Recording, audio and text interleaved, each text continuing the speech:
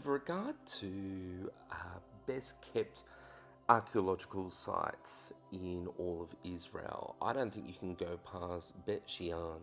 This ancient city, with its layers of history, tells stories about power and empires, civilizations, and transformations. So, who lived in Beit She'an? It had many inhabitants over thousands of years. It is first mentioned in Egyptian records dating back to the 15th century BCE. During the rule of Pharaoh Thutmose III, the city was strategically located at the junction of the Jordan River Valley and the Jezreel Valley, making it key location for trade and a military hub. This is in northern Israel, near the border of Jordan and Israel. During the biblical period, Beit She'an was a Canaanite city before it was conquered by the Philistines. It gained biblical significance in 1 Samuel 31, where the bodies of King Saul and his sons were hung on its walls after their defeat in battle at Mount Gilboa. This act was meant to humiliate Israel and display Philistine dominance. However, the men of Jabesh Gilead, out of loyalty to Saul, retrieved the bodies and gave them a proper burial. This event serves as a powerful moment of honor and redemption in the midst of defeat. Later, under King David and Solomon, the Israelites controlled the area, integrating it into the kingdom as part of the tribal inheritance of Manasseh. The city was one of Solomon's administrative centers. We see this in 1 Kings chapter 4 verse 12, demonstrating its continued importance in governance and regional stability. The prophet Elijah may have also had connections to Beit She'an. He travelled extensively in the surrounding region, performing miracles, and many scholars believe that his prophetic ministry would have influenced the surrounding area.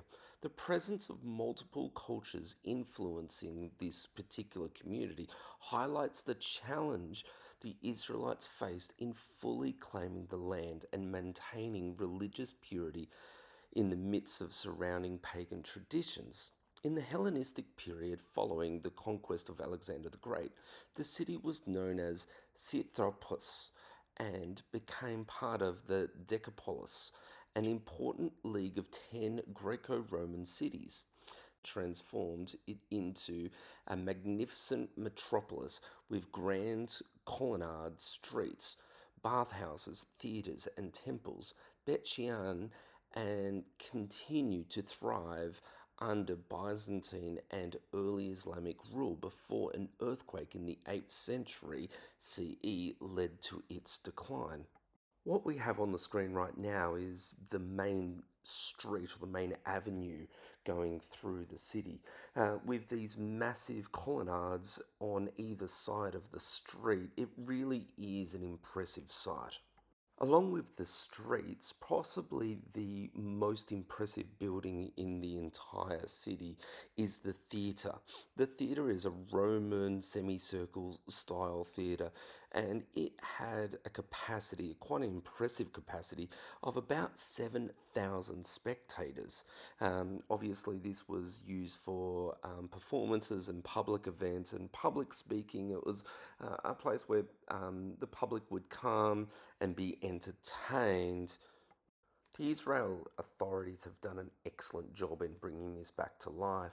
What is really impressive about this particular theatre that you can see from this view from up on the tell is that essentially the theatre has been built into the side of a hill, but it's a man-made hill. The people there, the community, had actually built a small tell and then built the theatre into the side of it. Possibly the next most interesting site in the city is the tell.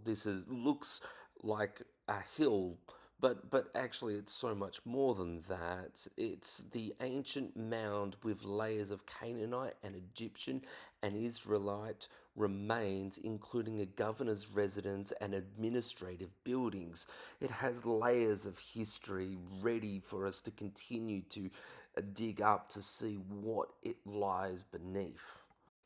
Beit She'an is one of the best preserved and most extensive archaeological sites in all of Israel.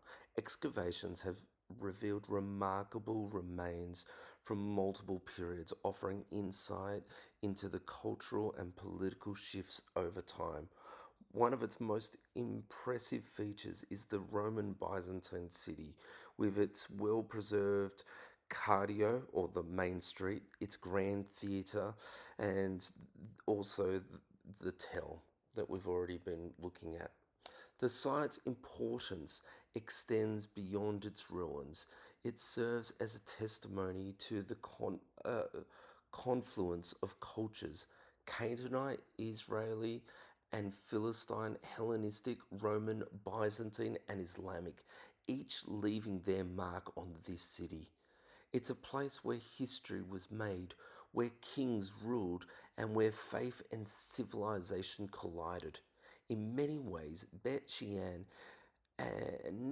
is a reminder of the ever-changing nature of human history. Kingdoms rise and kingdoms fall, but the stones remain to tell the stories.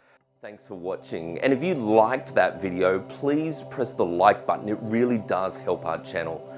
Also, please press the subscribe button, because then you get to be kept up to date with all of the new content that comes up onto Dr. Campbell's YouTube channel. Secondly, if you would like more of this kind of content, Dr. Campbell has a bunch of these sorts of books that it's available on Amazon. So looking at this book, this is Synagogue's Heritage, looking at the Tabernacle, Temple, Synagogue, and all the way leading into the church, and also Ecclesia, the Long Journey to Tomorrow. These are books looking at church history. There's also other books, smaller books that are things like Ancient Ephesus and Early Christianity. She has a bunch of these books that you can find on Amazon, so let me encourage you to go over and check out some of her books as well. But thanks for watching the video.